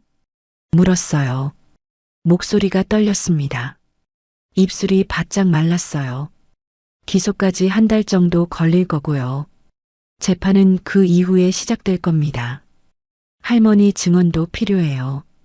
피해자 진술이 중요하거든요. 괜찮으시겠어요? 증언이요. 법정에 서서 내 입으로 아들을 감옥에 보내야 한다는 거잖아요. 내가 낳은 자식을 내 손으로 고발해야 하는 거였어요. 가슴이 미어졌습니다. 칼로 찌르는 것보다 더 아팠어요. 하지만 고개를 끄덕였습니다. 해야 할 일이었으니까요. 피할 수 없었습니다. 전화를 끊고 나서 한참을 울었습니다. 소리 없이 눈물만 흘렀어요.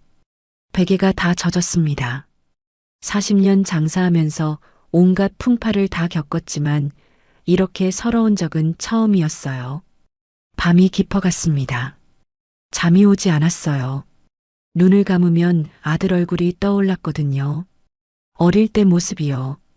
5살 때 처음 시장에 데려갔던 날이 생각났어요. 아빠 없이 엄마 손만 꼭 잡고 다니던 아이였죠. 콩나물 파는 내 옆에서 졸면서도 떠나지 않던 아이.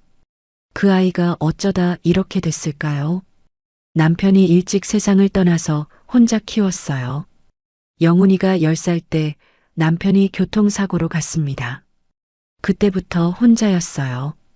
새벽같이 일어나 시장 나가고 밤늦게 들어오고 아들 얼굴 볼 시간도 없이 돈만 벌었습니다. 그렇게 번 돈으로 대학 보내고 결혼시키고 건물까지 사줬어요. 내가 뭘 잘못한 걸까요? 돈만 벌고 정을 못 줬던 걸까요? 바빠서 안아주지 못한 게 죄였던 걸까요? 그래도 이건 아니잖아요. 아무리 서운해도 애미를 죽이려 하다니요. 쥐약을 먹이다니요. 사람이 어떻게 그럴 수 있어요. 새벽 3시가 넘었습니다. 창밖에 달이 떠 있었어요. 반달이었습니다. 어릴 때 엄마가 불러주던 반달 노래가 떠올랐어요. 푸른 하늘 은하수 하얀 쪽배에 엄마 생각이 났습니다. 엄마는 진작 돌아가셨어요. 지금 살아계셨으면 뭐라고 하셨을까요? 아마 내 손을 잡고 같이 우셨을 거예요. 혼자였습니다. 이 넓은 세상에 나 혼자였어요. 남편도 없고 부모님도 없고 형제도 없고 이제 아들마저 잃었습니다. 아들이 살아있어도 이미 잃은 거나 마찬가지였어요. 애미 죽이려 한 자식이 무슨 자식이에요. 손주도 없었습니다. 며느리가 아이를 안 낳겠다고 했을 때 섭섭했지만 말 안 했어요. 요즘 세상 젊은이들 다 그렇다고 이해했죠. 그런데 지금 생각하면 처음부터 가정을 꾸릴 생각이 없었던 거였어요. 나를 죽이고 재산 뺏으면 이혼하고 도망갈 계획이었겠죠. 문득 죽고 싶다는 생각이 들었습니다. 이렇게 사는 게 무슨 의미가 있나 싶었어요. 건물이 있으면 뭐해요? 돈이 있으면 뭐해요? 물려줄 사람도 없는데, 함께 할 사람도 없는데, 혼자 밥 먹고 혼자 자고 혼자 늙어 죽을 텐데, 차라리 오늘 그 국을 먹고 죽었으면 이런 고통은 없었을 거예요. 살아남은 게 오히려 더 괴로웠습니다. 눈물이 또 흘렀습니다. 주체할 수 없이 쏟아졌어요. 베개를 끌어안고 소리 없이 울었습니다. 어깨가 들썩였어요. 온몸이 떨렸습니다. 울다 지쳐서 멍해졌어요. 눈물도 마르면 안 나오더군요. 그냥 멍하니 천장만 바라봤습니다. 아무 생각도 나지 않았어요. 머릿속이 텅 비었습니다. 그렇게 밤을 새웠어요. 창문으로 동이 트는 게 보였습니다. 하늘이 조금씩 밝아졌어요. 어둠이 걷히고 햇살이 비쳤습니다. 새들이 지저귀기 시작했어요. 병원 창밖 나무에서 참새들이 짹짹거렸죠. 새로운 하루가 시작되는데 나는 아무것도 하고 싶지 않았어요. 살아야 할 이유를 모르겠었습니다. 간호사가 아침 식사를 가져왔습니다. 죽이었어요. 하얀 쌀죽이 그릇에 담겨 있었죠. 김이 모락모락 피어올랐습니다. 그런데 그걸 보니까 며느리가 끓여주던 탕약이 생각났어요. 검은 탕약을 건네며 웃던 며느리 얼굴이 떠올랐습니다. 구역질이 났어요. 숟가락을 들 수가 없었습니다. 손이 떨렸어요. 어머님 안 드시면 기력이 없으세요. 한 숟가락이라도 드세요. 해독제 맞으시려면 체력이 있어야 해요. 간호사가 권했지만 고개를 저었어요. 아무것도 먹고 싶지 않았습니다. 입안이 쓰고 목구멍이 막힌 것 같았어요. 음식을 보면 그때 생각이 나서 삼킬 수가 없었습니다. 혼자 병실에 누워서 천장만 바라봤어요. 하얀 천장에 금이 간 곳이 보였습니다. 저 금처럼 내 인생도 금이 갔어요. 이제 어떻게 살아야 하나 싶었습니다. 70평생 열심히 살았습니다. 새벽같이 일어나서 밤늦게까지 일했어요. 그렇게 모은 돈으로 건물도 사고 아들도 키웠죠. 그런데 남은 건 빈 병실과 아픈 몸뿐이었어요. 이게 뭔가 싶었습니다. 이게 내 인생의 마지막 결말인가 싶었어요. 참으로 허무했습니다. 입원 3일째 되던 날이었습니다. 여전히 밥을 못 먹고 있었어요. 링거로 버티는 중이었죠. 팔뚝에 꽂힌 바늘이 욱신거렸습니다. 간호사가 와서 혈압을 재고 갔어요. 수치가 낮다며 걱정스러운 눈으로 쳐다봤습니다. 혼자 누워서 창밖만 바라봤어요. 병원 마당에 있는 벚나무가 보였습니다. 나뭇가지에 새가 앉았다 날아갔어요. 저 새처럼 헐헐 날아갈 수 있으면 좋겠다고 생각했습니다. 그때 병실 문이 열렸습니다. 낯익은 얼굴이 들어왔어요. 사장이었습니다. 산속식당 사장이요. 손에 과일 바구니를 들고 있었어요. 사과, 배, 귤이 가득 담겨 있었죠. 얼굴에 칼자국 흉터가 형광등 아래서 선명하게 보였습니다. 할매, 어떠세요? 밥은 좀 드시고요? 사장이 물었어요. 고개를 저었습니다. 목소리가 안 나왔어요. 안 드시면 어떡해요. 몸이 버텨야 저것들 벌 받는 거 보죠. 사장이 과일 바구니를 탁자에 올려놓으며 말했습니다. 의자를 끌어다 침대 옆에 앉았어요. 제가 왜 왔는지 아세요? 사장이 물었어요. 모르겠다고 고개를 저었습니다. 3년 전에 그 사건 기억나세요? 인천 노인 연쇄 독살 사건이요. 기억났어요. 경찰이 말해줬죠. 며느리가 그 사건의 용의자였다고요. 그때 피해자 중에 우리 어머니가 계셨어요. 사장의 목소리가 떨렸습니다. 눈가가 붉어졌어요. 나는 깜짝 놀랐습니다. 저 여자가 우리 어머니한테 접근해서 딸처럼 굴었어요. 어머니가 혼자 사시니까 외로우셨거든요. 아버지 일찍 돌아가시고 저는 형사일에 바빠서 자주 못 찾아뵀어요. 그 틈을 노린 거죠. 착한 척, 효도하는 척 하면서요. 그러다 갑자기 돌아가셨어요. 심장마비라고 했는데 저는 믿지 않았습니다. 평소 어머니가 심장이 안 좋은 적이 없었거든요. 그래서 부검을 요청했어요. 탈륨이 검출됐습니다. 가슴이 철렁했어요. 사장의 어머니도 같은 방법으로 당한 거였어요. 똑같은 수법이었습니다. 효도하는 척 다가가서 독을 먹이고 죽이는 거요. 그런데 증거가 부족했어요. 직접 독을 먹이는 걸 본 사람이 없었거든요. 어머니 통장에서 돈이 빠져나간 건 확인됐는데 저 여자가 빼간 거라는 증거가 없었습니다. 그래서 저 여자가 풀려났어요. 무혐의로요. 제가 30년 형사 생활하면서 그렇게 분한 적이 없었습니다. 밤마다 잠을 못 잤어요. 어머니 얼굴이 떠올라서요. 그 일로 은퇴했습니다. 더 이상 형사 일을 할 수가 없었어요. 산속에 식당 차리고 숨어 살았죠. 세상이 싫었거든요. 사장이 주먹을 불끈 쥐었어요. 손등에 핏줄이 붉어졌습니다. 눈에 눈물이 글썽거렸어요. 그런데 그날 저 여자가 식당에 들어오는 거예요. 3년 만에요. 처음엔 누군지 몰랐어요. 얼굴이 달라져 있었거든요. 성형한 거죠. 그런데 눈빛은 못 바꾸더라고요. 그 차갑고 계산적인 눈빛. 잊을 수가 없었습니다. 사장이 나를 똑바로 쳐다봤어요. 할매가 국에 약 넣는 걸 봤을 때 3년 전이 떠올랐어요. 우리 어머니 생각이 났습니다. 이번엔 놓치면 안 된다고 생각했어요. 그래서 경찰 불렀습니다. 눈물이 흘렀어요. 사장도 나처럼 자식된 심정으로 어머니를 잃은 사람이었습니다. 그 아픔을 아는 사람이었어요. 세상에 혼자가 아니었습니다. 같은 아픔을 가진 사람이 있었어요. 할매, 포기하시면 안 돼요. 우리 어머니 목까지 살아야 해요. 재판에서 증언해야 합니다. 이번엔 확실히 잡아야 해요. 저 여자를 감옥에 보내야 합니다. 다른 피해자가 안 생기게요. 사장의 말이 가슴에 꽂혔습니다. 맞아요. 나만 당한 게 아니었어요. 사장의 어머니도 인천의 다른 노인들도 당했습니다. 며느리를 놓치면 또 다른 피해자가 생길 거예요. 내가 증언하지 않으면 안 됐습니다. 밥 좀 드세요. 기력이 있어야 싸우죠. 굶으면 몸이 못 버텨요. 사장이 과일 바구니에서 사과를 꺼냈어요.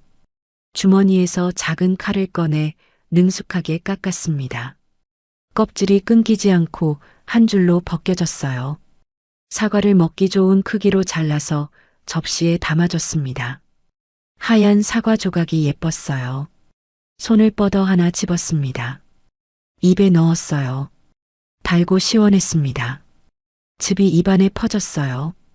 사흘 만에 처음 먹는 음식이었습니다. 삼키니까 목구멍이 시원했어요. 사장이 웃었습니다. 칼자국 흉터가 일그러졌지만 따뜻한 웃음이었어요. 아버지 같은 웃음이었습니다. 그렇죠. 잘하셨어요. 조금씩 드시면 돼요. 사과를 다 먹었습니다. 속이 편했어요. 굶주린 위장이 음식을 받아들였습니다. 간호사가 가져온 죽도 반 그릇 먹었어요. 사장이 옆에서 지켜봤습니다. 할매, 퇴원하시면 갈 데 있으세요? 사장이 물었어요. 생각해보니 없었습니다. 집에 가면 혼자였어요. 3층짜리 건물에 나 혼자요. 그 집에서 3년 동안 독을 먹었던 기억이 떠오를 거였죠. 부엌에서 탕약 끓이던 며느리, 웃으며 건네주던 그 손. 생각만 해도 구역질이 났어요. 갈 데 없으시면 우리 식당으로 오세요. 방이 2개 있어요. 하나는 비어 있습니다. 조용하고 공기 좋아요. 산 공기 마시면서 몸 추스르기 딱 좋을 거예요. 밥은 제가 해드릴게요. 맛은 보장 못하지만 독은 안 넣습니다. 사장이 농담을 했어요. 나도 모르게 웃음이 나왔습니다. 며칠 만에 처음 웃는 거였어요. 사장의 제안이 고마웠어요. 눈물이 또 났습니다. 세상에 이런 사람도 있구나 싶었어요. 고맙습니다. 정말 고맙습니다. 겨우 말했어요. 목이 메어서 더 말을 잇지 못했습니다. 사장이 돌아간 뒤 오래간만에 잠이 들었어요. 악몽을 꾸지 않았습니다. 며느리 얼굴도 안 나왔어요. 푹 잤습니다. 일어나니 해가 중천에 떠 있었어요. 창문으로 따스한 햇살이 들어왔습니다. 몸이 한결 가벼웠어요. 팔다리에 힘이 돌아오는 것 같았습니다. 그날 오후에 여자 형사가 찾아왔습니다. 아까 그 형사였어요. 조사할 게 있다고 했습니다. 나는 침대에서 일어나 앉았어요. 등을 베개에 기대고 자세를 바로 했습니다. 할머니, 상태가 좀 나아 보이시네요. 다행이에요. 형사가 웃으며 말했어요. 나도 고개를 끄덕였습니다. 며느리 이정의 조사 결과 추가로 알려드릴 게 있어서 왔어요. 형사가 서류 가방에서 파일을 꺼내 펼쳤습니다. 사진 몇 장이 끼워져 있었어요. 이 여자가 과거 3년간 3건의 유사 사건에 연루된 정황이 있어요. 인천 사건 말고도 대전과 부산에서 비슷한 사건이 있었거든요. 혼자 사는 노인에게 접근해서 재산을 빼돌린 뒤 의문사한 사건들이요. 피해자 모두 70 넘은 여성 노인이었고 다들 재산이 좀 있으셨어요. 3건이나요. 며느리가 3년간 3명을 죽였을 수도 있다는 거였어요. 내가 4번째 표적이었던 거죠. 소름이 돋았습니다. 등이 서늘해졌어요. 당시엔 자연사로 처리됐는데 이번 사건 터지고 나서 재조사에 들어갔어요. 다른 피해자 유가족들도 협조하고 있습니다. 다행히 이번엔 증거가 확실해요. 국물에서 탈륨이 검출됐고 약통에서도 나왔고 할머니 몸에서도 검출됐습니다. 게다가 식당 사장님이 약 넣는 장면을 목격했고요. 이번엔 빠져나갈 수 없어요. 형사의 말에 안도감이 들었어요. 이번엔 놓치지 않을 거라는 확신이 생겼습니다. 재판 준비하시면서 진술서 작성해야 해요.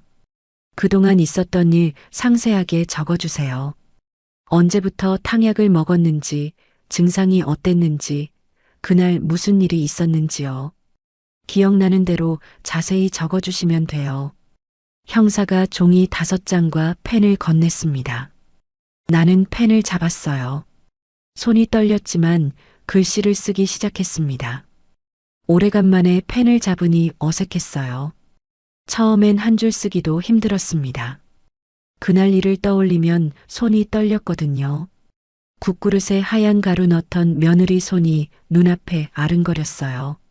하지만 사장의 말이 떠올랐습니다. 다른 피해자가 안 생기게 해야 한다고요. 사장 어머니 같은 분이 더 나오면 안 됐습니다. 펜을 꽉 쥐고 계속 썼어요. 3개월 전부터 며느리가 검은 탕약을 끓여줬습니다. 처음엔 효도인 줄 알았습니다. 그런데 점점 머리가 아프고 속이 메스꺼웠습니다. 손발이 저리고 눈앞이 노랗게 보였습니다. 한 장을 다 채웠어요. 2장, 3장. 그날 있었던 일을 빠짐없이 적었습니다. 새벽에 들은 대화 김 실장이라는 이름, 보온병, 약통, 국도로 돌아간 길, 식당에서 국에 약 넣는 장면까지요. 손가락에 굳은 살이 베길 정도로 꾹꾹 눌러 썼습니다. 다 쓰고 나니 해가 저물어 있었습니다. 손목이 아팠어요. 하지만 속이 후련했습니다. 내가 할 수 있는 일을 한 거였어요. 형사가 진술서를 받아들고 말했습니다. 잘 쓰셨어요. 이거면 충분합니다. 재판에서 꼭 이기겠습니다. 형사가 진술서를 가방에 넣으며 말했어요. 악수를 청했습니다. 나는 손을 내밀었어요. 형사가 나간 뒤 창밖을 봤어요. 저녁 노을이 붉게 물들어 있었습니다. 구름이 주황빛으로 타오르고 있었죠. 아름다웠어요. 사흘 전엔 보이지 않던 것이 이제 보였습니다. 하늘도 보이고 나무도 보이고 새도 보였어요. 살아야겠다는 생각이 들었습니다. 살아서 저것들이 벌 받는 걸 봐야겠다고요. 그리고 사장 어머니 목까지 살아야겠다고요. 나만 살아남은 게 아니었어요. 다른 피해자들을 위해서라도 끝까지 싸워야 했습니다. 밤에 죽 한 그릇을 다 비웠습니다. 처음이었어요. 입원하고 처음으로 밥그릇을 비운 거였죠. 간호사가 놀라며 웃었습니다. 잘하셨다고 엄지를 치켜 세웠어요. 나도 웃었어요. 진심으로 거울에 비친 내 얼굴이 사흘 전보다 나아 보였어요. 눈에 힘이 돌아왔어요. 3개월이 지났습니다. 가을이 가고 겨울이 왔어요. 나뭇잎이 다 떨어지고 앙상한 가지만 남았습니다. 드디어 재판 날이 되었어요. 2월 첫째 주 월요일이었습니다. 법원 앞에 서니 가슴이 두근거렸어요. 손이 차가웠습니다. 사장이 옆에 서 있었어요. 퇴원 후 사장의 식당에서 지내는 동안 많이 좋아졌습니다. 몸도 마음도요. 매일 산 공기 마시고 사장이 해주는 밥 먹으면서 살이 붙었어요. 혈색도 돌아왔죠. 법정에 들어갔습니다. 높은 천장에 나무벽이 엄숙한 분위기를 자아냈어요. 나무 의자가 줄지어 있었습니다. 앞쪽에 판사석이 높이 자리 잡고 있었죠. 태극기와 법봉이 보였어요. 발자국 소리가 울렸습니다. 긴장되었어요. 손에 땀이 났습니다. 사장이 내 손을 꼭 잡아줬어요. 피고인석에 두 사람이 앉아 있었습니다. 며느리와 아들이었어요. 3개월 만에 보는 얼굴이었죠. 둘 다 회색 죄수복을 입고 있었습니다. 며느리는 여전히 차가운 눈빛이었어요. 표정 하나 변하지 않았습니다. 마치 남의 일처럼 무심한 얼굴이었죠. 아들은 고개를 숙이고 있었어요. 수척해져 있었습니다.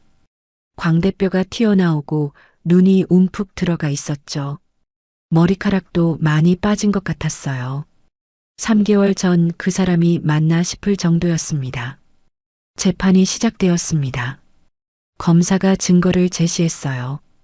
국물에서 검출된 탈륨 성분 분석 결과, 약통에서 나온 탈륨 가루, 내 몸에서 검출된 탈륨 수치, 그리고 사장의 목격 진술까지요. 증거가 산더미처럼 쌓였습니다. 내 차례가 왔어요. 증인석에 섰습니다. 다리가 떨렸어요. 판사가 나를 바라봤습니다. 엄숙한 표정이었죠. 증인은 진실만을 말할 것을 선서합니까? 예, 선서합니다. 목소리가 떨렸지만 또렷하게 대답했어요. 오른손을 들고 선서했습니다. 검사가 질문을 시작했어요. 피해자께서 처음 이상을 느끼신 게 언제였습니까? 3개월 전 새벽이었습니다. 며느리가 전화하는 소리를 들었어요.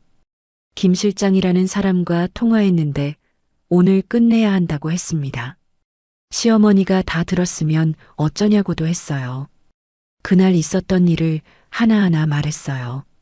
새벽의 대화, 은색 보온병, 고속도로 대신 국도로 돌아간 길, 휴게소에서 엿들은 대화 사고 현장에서 나보다 보온병을 먼저 챙긴 것, 식당에서 국에 약을 넣는 것을 본 것까지요. 말하면서 손이 떨렸습니다. 목소리가 갈라졌어요. 하지만 끝까지 말했습니다. 다른 피해자들을 위해서요. 변호사가 반박을 시도했지만 증거가 너무 확실했습니다. 사장도 증인석에 섰어요. 30년 형사 경력의 눈으로 본 것을 증언했습니다. 며느리가 국에 약을 넣는 장면을 직접 봤다고요. 며느리의 과거도 밝혀졌습니다. 인천, 대전, 부산에서 있었던 유사 사건들이요. 다른 피해자 유가족들도 법정에 왔어요. 사장처럼 어머니를 잃은 사람, 아버지를 잃은 사람, 모두 같은 수법으로 당했습니다.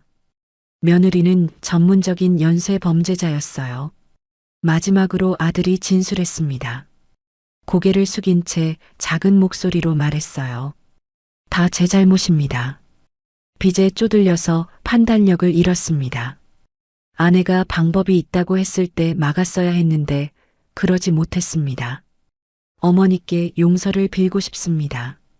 아들의 목소리가 갈라졌어요. 어깨가 들썩였습니다. 울고 있었어요. 나도 눈물이 났습니다. 미운 마음과 불쌍한 마음이 뒤섞였어요. 내가 낳은 자식인데 어쩌다 이렇게 됐을까요? 판결이 내려졌습니다. 판사가 엄숙한 목소리로 선고했어요. 피고인 이정희는 살인미수, 사기, 유사수법 연쇄범죄로 징역 25년을 선고합니다. 피고인 박영우는 살인미수 공범으로 징역 7년을 선고합니다. 피고인들을 법정 구속합니다. 법봉이 탁 소리를 냈어요. 며느리는 25년, 아들은 7년이었습니다. 방청석에서 박수 소리가 터져 나왔어요. 다른 피해자 유가족들이었습니다. 사장도 눈물을 글썽거렸어요. 3년간의 한이 풀리는 순간이었죠. 며느리가 끌려나가면서 나를 쳐다봤습니다. 차갑고 날카로운 눈빛이었어요. 원망이 담겨 있었죠. 하지만 더 이상 무섭지 않았습니다. 이제 끝났으니까요. 아들이 끌려나갈 때 잠깐 눈이 마주쳤어요. 아들의 눈에 눈물이 고여 있었습니다. 입술이 달싹거렸어요. 죄송합니다. 라고 말하는 것 같았습니다. 수갑찬 손으로 눈물을 훔쳤어요. 어깨가 들썩였습니다. 나는 고개를 끄덕였어요. 미워해도 내 자식이니까요. 내가 낳고 내가 키운 아이니까요. 7년 후에 나오면 새 사람이 되어 있기를 바랐습니다. 그때 가서 용서할 수 있을지는 모르겠지만 적어도 기회를 주고 싶었어요. 법원을 나오니 햇살이 따뜻했어요. 겨울인데도 햇볕이 포근했습니다. 하늘이 맑고 푸르렀어요. 사장이 옆에 서 있었습니다. 다른 피해자 유가족들도 함께였어요. 모두 눈가가 젖어 있었습니다. 할매, 끝났어요. 수고하셨습니다. 이제 편히 사셔도 돼요. 사장이 말했어요. 거친 목소리가 떨렸습니다. 나는 고개를 끄덕였어요. 눈물이 또 났습니다. 이번엔 서러운 눈물이 아니었어요. 안도의 눈물이었습니다. 3개월간의 악몽이 끝난 거였어요. 사장 어머니를 비롯한 다른 피해자들의 한도 조금은 풀렸겠죠.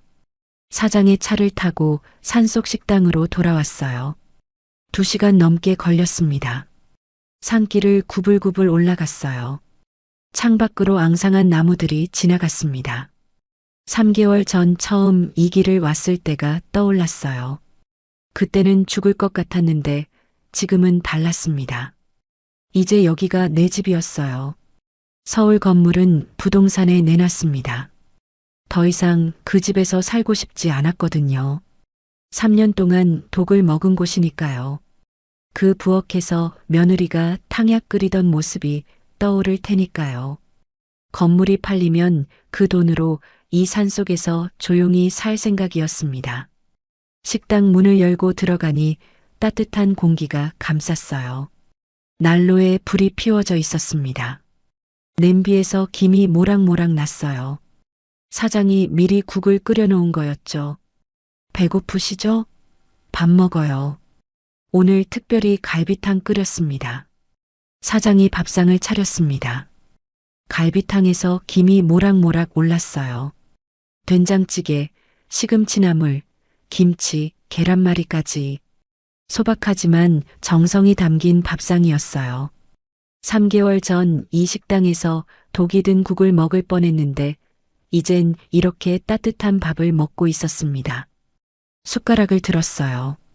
국물을 한 숟가락 떴습니다. 입에 넣었어요. 따뜻하고 구수했습니다. 갈비 맛이 진했어요. 이제 음식이 무섭지 않았습니다. 누군가 해주는 밥이 이렇게 고마운 줄 처음 알았어요. 맛있어요. 진심이었어요. 사장이 웃었습니다.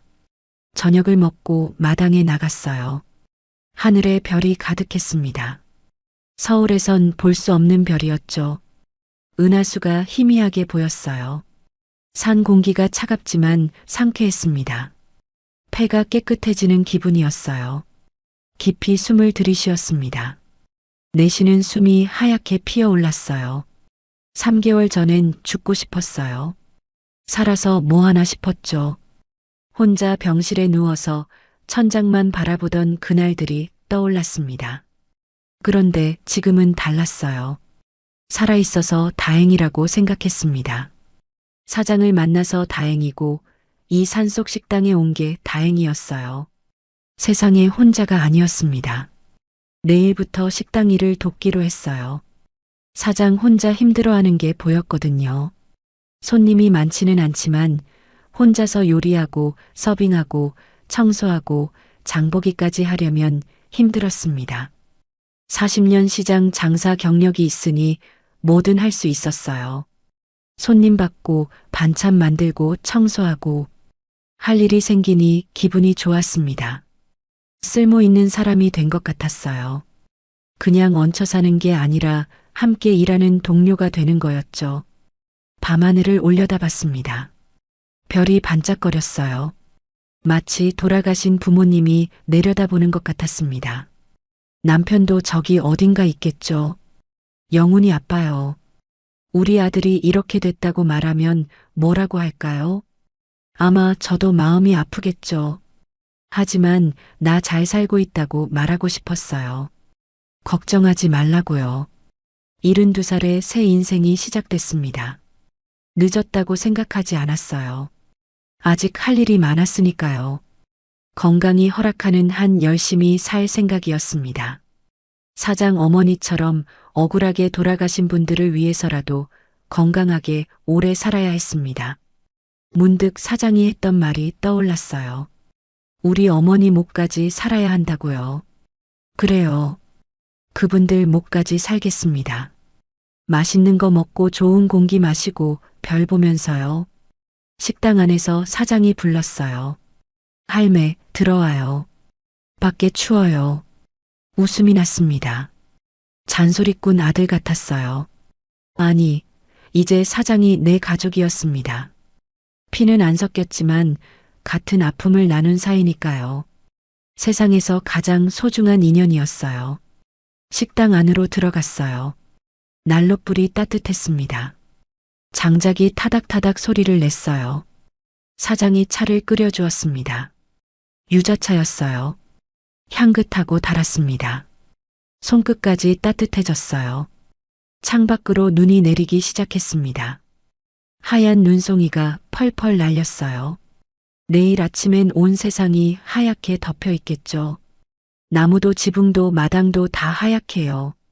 새하얀 눈처럼 내 인생도 다시 시작이었습니다. 지난 일은 눈처럼 덮어두고 새롭게 사는 거예요. 따뜻한 방에서 유자차를 마시며 눈을 바라봤어요. 평화로웠습니다. 3개월 전엔 상상도 못했던 평화였어요. 그때는 내일이 두려웠는데 지금은 내일이 기다려졌습니다. 살아남아서 정말 다행이었어요. 이제 남은 인생 후회 없이 살 생각입니다. 꼭 그럴 거예요. 반드시. 오늘의 사연 어떠셨나요? 사연이 마음에 닿았다면 더 좋은 사연으로 찾아뵐 수 있도록 구독과 좋아요를 눌러주세요. 그리고 사연의 주인공을 위한 따뜻한 말씀도 댓글로 부탁드립니다. 여러분의 오늘을 응원합니다. 인생 소풍이었습니다.